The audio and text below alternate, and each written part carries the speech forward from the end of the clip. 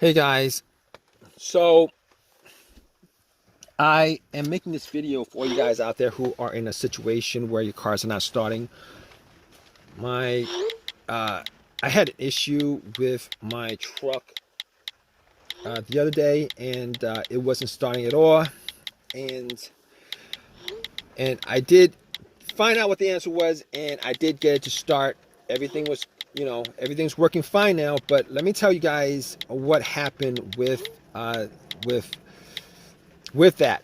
So basically, I was parked at a Home Depot and went to get some stuff.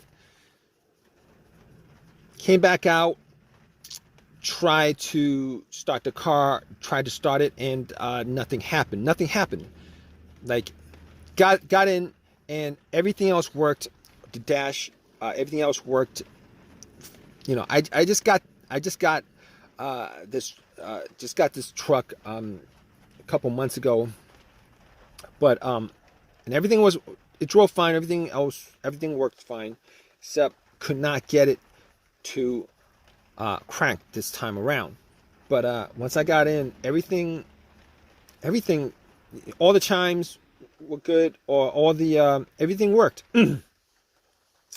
except it wouldn't crank. Like radio, uh, blower motor, everything was working except it wouldn't crank. So I was like thinking to myself, okay, I wasn't in the Home Depot for that long. I was in the Home Depot for maybe like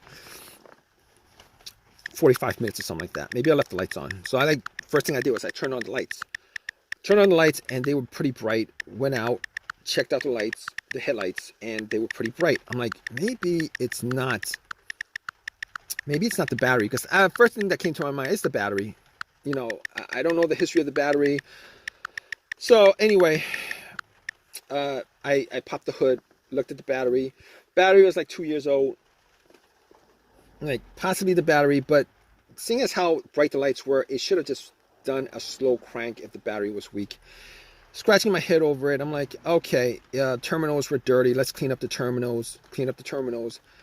They were a bit loose, and I had a little ratchet set, and I ratcheted it up, tightened it up, and I was hoping that was the issue. Went back and tried to start it, and had the same issue. So I was like, okay. Crossing my fingers that it was the battery that was the issue, and I went back to the Home Depot, bought a battery for it, popped it in, and was hoping that would fix the situation, and nothing at all.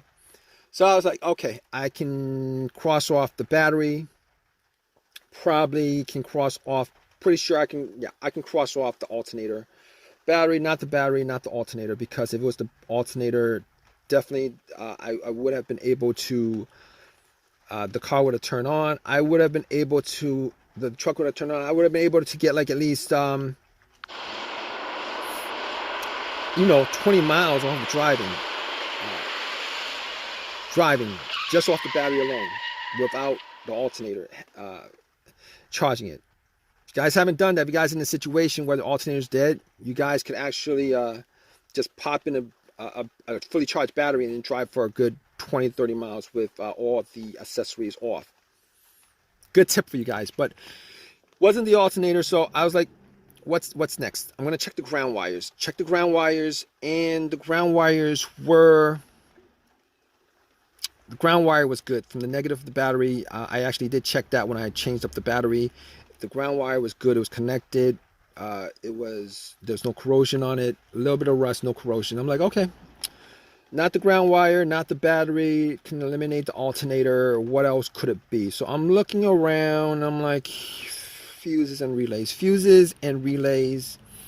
But before I did that, I was like, maybe it's possible that the car's computer is having issues. Maybe it's the PCMs that's causing it. So I went and I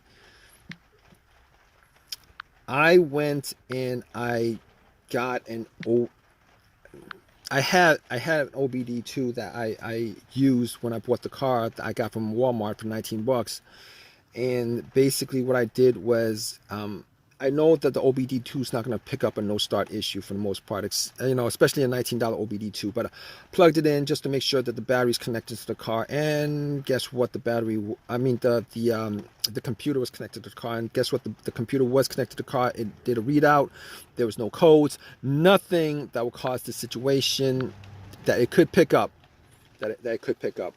Everything was good. Okay, so I can rule out the car's computer not connecting to the car.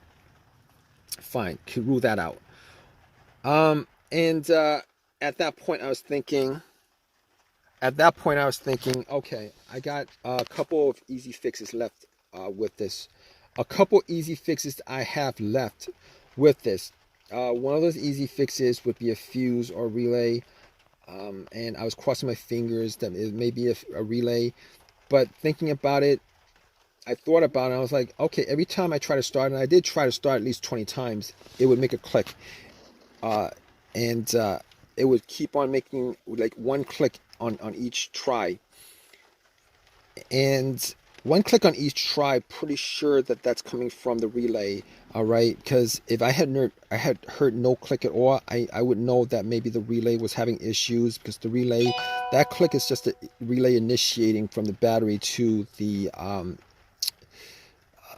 battery initiating contact to the starter, battery to relay to the starter. Anyway, at that point, I was able to rule out the relay. Thinking more about it, I was like, maybe it's one of the fuses. Maybe it's the fuse to the starter. And I was thinking all these situations that I had previously, and before I got this truck, I actually did have an Acura, and one of those situations that occurred when I had that Acura was a no start, no crank situation, and it was no crank, no start situation in with that car because I had no power to the car, and figured out that it was the main fuse that was blown. Pretty much connected two screwdrivers, two metal ends of the screwdrivers to where the fuse terminals were, and the car powered on and started up. Unfortunately, it was not an easy fix for this, for this, because I was getting power. I was getting power for everything except it won't crank. The engine won't crank. So I was like, okay, let's cross that off the list.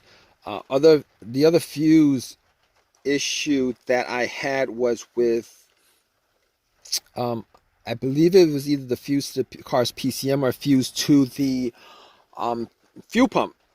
It would crank, but it would not turn over. Everything else worked. It would crank, but it would not turn over. And changed that up, and I believe it was the fuel pump fuse. Changed the fuse. It started right up. Which unfortunately is not the situation in this case, because this is a no crank, no start issue. It will not crank at all. So at that point, I pretty much crossed off pretty much everything that could possibly be the issue except for the starter. Now, here's this issue. Here's my problem with this issue, particularly with the starter. Now, well, not exactly a problem, but the guy who sold me the car told me that the starter was changed up like, a year and a half ago.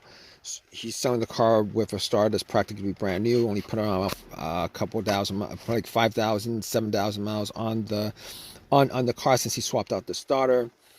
And I was thinking to myself, maybe it is the starter. Maybe it is the starter. So I like, at that point, I was like, there's no way I could test it out. I could, but there's no way I could test it out, particularly in a Walmart parking lot. So I was like,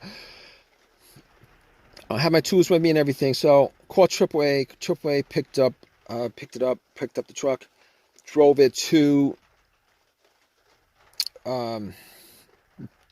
it home, and then I doubled up on all the things that I mentioned in this video: the fuses, the relays, the grounds, the battery. Double checked, charged up the battery 200%.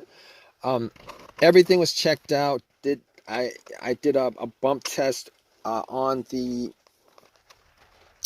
on the relay sockets with a pin. The starter did not start up. I was like, okay, pretty sure it's a starter. And at that point, I was like, at least 99% sure it's a starter. Took everything, went to the starter, took a cable from the positive line, hooked it directly to the terminal on the solenoid, did not bump at all. I knew about close to 100% that it was a starter. Took the starter off, went to AutoZone, had them do a test on it, and the starter was the problem. Anyway, at that point, I was like, okay, let's got a rebuilt one for about 150 after the core was given to them, 150, 160, whatever it was. Popped the starter in, and you know what? I was hoping that it was the starter. Popped the starter in, turned it on, and it turned on. It turned on, and I was glad that it was a starter. I mean, it was. I was disappointed that the starter was the problem after being told that it was replaced, but things happen. But of all the things that could happen, wasn't the biggest deal in the world. Got the starter put in, and got the truck to work. I'm all good with it.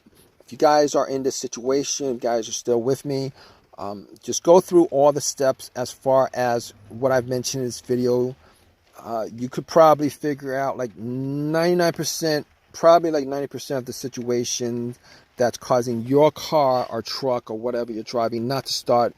It's probably because, it was probably caused by one of those things that I mentioned.